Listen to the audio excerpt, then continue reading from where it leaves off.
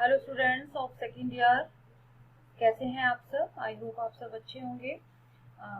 Sorry, first year. Hello students of first year, good morning to all of you.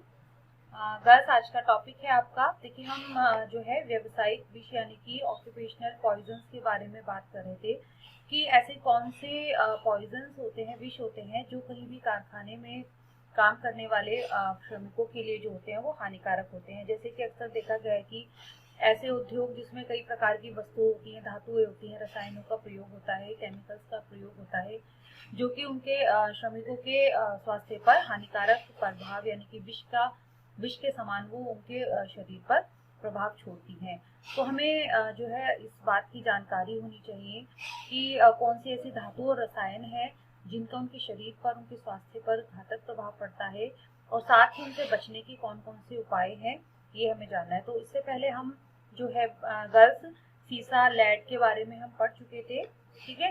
Then second आता है पारा। पारा ऐसे कारखानों में जहाँ सिंदूर, पारदी, लवण, बैरोमीटर या थर्मामीटर बनाए जाते हैं, वहां पर कार्यरत जो श्रमिक होते हैं पारा जनित विष के शिकार हो सकते हैं। ऐसे श्रमिकों को सावधानियां बरतनी चाहिए। और पारा प्रमुख रूप से दांतों को प्रभावित करता है, अतः दांत की मुख्य सफाई पर विशेष ध्यान देना चाहिए। प्रभावित खराब दांत को निकलवा देना चाहिए।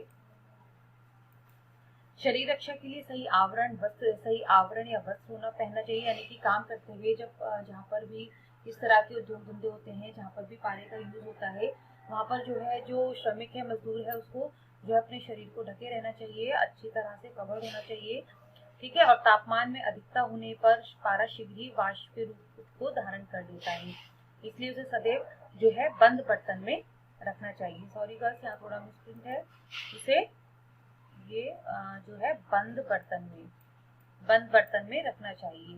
साथ ही कमरे का तापमान 60 डिग्री फ़ारेनहाइट से नीचे होना चाहिए। इस तापमान की सीमा के बाद जो है पारा वाष्प में परिवर्तित हो जाता है।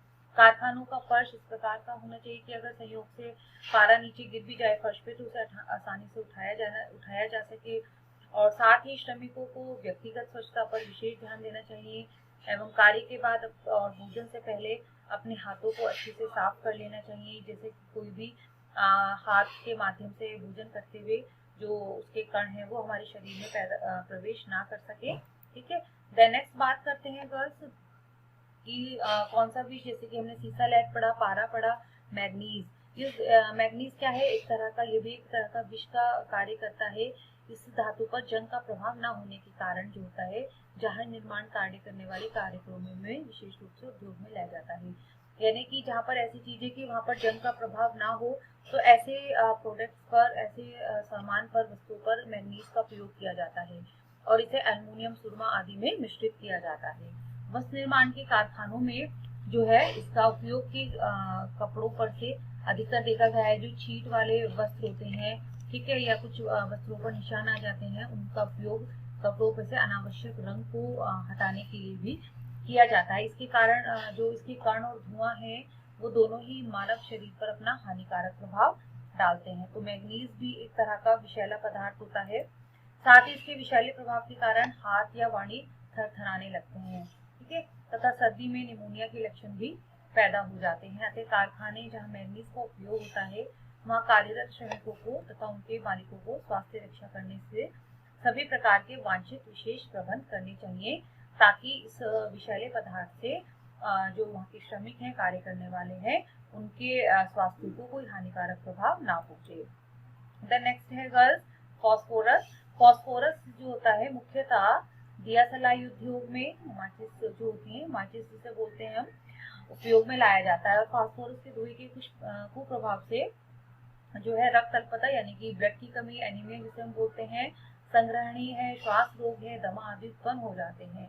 और इसके अधिविष से नाड़ी विष भी होता है यानी कि ये स्नायु तंत्र को प्रभावित करता है और जिसे अंगाघात कहते हैं, जिसे हम पैरालाइसिस भी बोलते हैं। ऐसे कारखानों में कार्यरत श्रमिकों को निम्न बातों का ध्यान रखना चाहिए कि मुंह व दांतों की सफाई एवं सुरक्षा का पूरा ध्यान रखना चाहिए। रोगग्रस्त व खोखले दांतों को निकलवा देना चाहिए। व्यक्तिगत स्वच्छता पर अधिक ध्यान देना चाहिए व मुख की स्वच्छता पर हेतु जो है क्षारीय घोल का प्रयोग करना चाहिए, यानी कि एक तरह से मुंह में जैसे क्षारीय घोल के कुल्ले बताए जाते हैं ताकि मुंह बिल्कुल साफ हो जाए। ठीक है, कारखानों में जो कारखानों के कमरे हैं वो बड़े होने चाहिए, पर्याप्त हवादार होने चाहिए। साथ ही तारपीन के तेल से जो है फास्फोरस विष का प्रभाव भी कम हो जाता है, तो इसलिए बीच बीच में जो है तारपीन के तेल से भरा हुआ बर्तन भी रखना चाहिए ताकि उसके विष का प्रभाव जो है वो वातावरण से कम हो जाए। सांख्या की बात करते हैं गर्ल्स। संख्या भी एक तरह का विषैला पदार्थ होता है और ये औद्योगिक प्रयोग में लाया जाता है और अत्यंत ही विषैला पदार्थ होता है। इसका उपयोग मुख्यतः रंग है, रंगीन कागज के फूल है, पेरिस ग्रीन आदि के निर्माण में होता है और इस ग्रीन होता है और इस काफी रंग साजी करने में, चमड़े को तैयार करने में भी यह प्रयुक्त होता है। साथ ही उपरोक्त कारखानों में कार्यरत श्रमिकों को जो है सांख्या से ग्रसित होने की संभावना भी अधिक होती है और इसके कण और गैस के रूप, इसके जो कण होते हैं और गैस है वो शरीर में प्रवेश करती है और इसके दुष्प्रभाव छोड़ती है। इसके कारण जो है छोटी छोटी फुंसियां हैं, आंख और नाक से श्लेष्मा है, कंठ सूखना है, भूख की कमी है, अतिसार, मही आदि प्रमुख लक्षण इससे उत्पन्न होते हैं और इसके विष के प्रभाव से बचने के लिए ये भी वही उपाय किए जाते हैं जो सीसा या लेड के लिए दिए गए हैं। यानी कि सीसा और लेड में बच्चों जो बचाव के उपाय दिए गए हैं वो इसमें भी इंक्लूड वही होंगे कि कौन कौन से जो है श्रमिकों को काम करते हुए ध्यान रखने चाहिए। जैसे कि हमने पढ़ा था कि ऐसे कारखानों में आम व्यक्ति का आने जाने में प्रतिबंधित होना चाहिए। ठीक है, कारखाने के अंदर खाने पीने की वस्तुएं नहीं ले जानी चाहिए। तो ये सभी जो सीसा और लेड में दिए गए हैं वो सभी आप उपाय जो है वो इसमें से सेम वही आएंगे। देन नेक्स्ट बात करते हैं गर्ल्स औद्योगिक गैस तथा धुआं कि जो कारखानों से निकलने वाला धुआं है और गैस है, हानिकारक विषैले गैस होती हैं, वो भी कारखानों में काम करने वाले श्रमिकों के लिए एक तरह का विष का कार्य करती हैं। ठीक है, रासायनिक और धातु संबंधी कारखानों से धुआं और विषैली गैस निकलती हैं और इन विषैली गैस और धुएं का दुष्प्रभाव जो है वो जनजीवन के स्वास्थ्य पर पड़ता है तथा तरह तरह की बीमारियों से पैदा होती हैं। अतः कारखानों में उत्पन्न हो रही गैसों को निकालने के लिए ऐसे यंत्रों का उपयोग किया जाना चाहिए ताकि वहां से जो गैस और धुआं है वो आसानी से निकल सके। जैसे कि आपने देखा होगा गर्ल्स कि बड़ी बड़ी चिमनियां होती हैं कारखानों में लगी हुई, काफी ऊंचाई पर होती हैं वो चिमनियां, जिससे जो वहाँ की गैस और धुआं है वो आसानी से ऊपर वो निकल जाता है और जो है वातावरण भी काफी हद तक प्रदूषित नहीं होता है। लेकिन वातावरण तो प्रदूषित खैर होता ही है, चाहे चिमनियां कितनी भी ऊंची बनवाई जाए।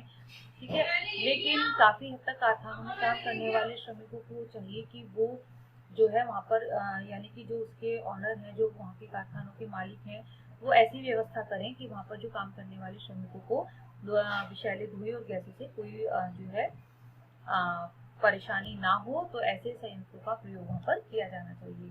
धातु धूम्र की बात करते हैं बच्चों की। जस्ता, मैग्नीशियम और तांबे के कारखानों में उत्पन्न हुए गैस और धुएं के कुप्रभाव से एक विशेष प्रकार का बुखार या श्वास संबंधी विकार भी हो जाता है। कार्बन मोनोऑक्साइड गैस की बात करते हैं बच्चों कि कार्बन मोनोऑक्साइड गैस जब कभी वायु के अभाव में कोयले को जलाया जाता है तो यह विषैली गैस अधिक मात्रा में बनती है। ठीक है, कोयले को जलाने से कार्बन डाइऑक्साइड गैस बनती है, कार्बन मोनोऑक्साइड गैस, और कुछ मात्रा में यह गैस वाहनों से निकलने वाले धुएं में भी रहती है। यह गैस हीमोग्लोबिन को सर्वाधिक प्रभावित करती है। यह गैस बच्चों हीमोग्लोबिन को सबसे अधिक प्रभावित करती है, विषैली गैस होती है और इससे रुधिर भी दूषित हो जाता है। अब आजकल सबसे ज्यादा जो होता है वाहनों से निकलने वाली गैस, औद्योगिक संस्थानों से निकलने वाली गैस कार्बन मोनोऑक्साइड गैस। ठीक है, कार्बन मोनोक्लोरोकार्बन गैस जो होती है, ये सब क्या होती है जो है श्वास संबंधी रोगों के लिए हानिकारक होती है, श्वास संबंधी रोग उत्पन्न करती हैं और हीमोग्लोबिन के लिए भी हानिकारक होती हैं और इससे जो रुधिर होता है वो दूषित हो जाता है और इसके कारण हाथ पैरों में शिथिलता, सिर में भारीपन, अशक्तता, चक्कर आना, तितली, वमन आदि सब लक्षण होते हैं और इससे प्रभावित व्यक्ति को शीघ्र उपचार की आवश्यकता होती है, अन्यथा देर हो जाने पर मृत्यु भी हो सकती है। और इस अवस्था में रोगी को शुद्ध तथा खुली हवा में आराम से लेटा देना चाहिए तथा यांत्रिक कृत्रिम श्वसन यानी कि आर्टिफिशियल रेस्पिरेटरी सिस्टम है जो उसका प्रबंध करना चाहिए। इसके उपरांत शीघ्र विशेषज्ञ या चिकित्सक की सेवाएं प्रदान कराई जानी चाहिए। तो गर्ल्स आज हमने कुछ टॉपिक कवर किए जो विष का काम करते हैं कारखानों में काम करने वाले श्रमिकों के लिए, जैसे कि पारा है, मैंगनीज है, फॉस्फोरस है, सांख्या है, औद्योगिक गैस तथा धुएं, ठीक है, धातु धूम्र, कार्बन मोनोऑक्साइड गैस, ठीक है। देन नेक्स्ट आपके 5 और 6 पॉइंट्स इसमें अभी और कवर करने हैं हमें, तो मिलते हैं नेक्स्ट वीडियो लेक्चर में इसी टॉपिक को कंटिन्यू करते हुए। Okay guys, thank you, take care.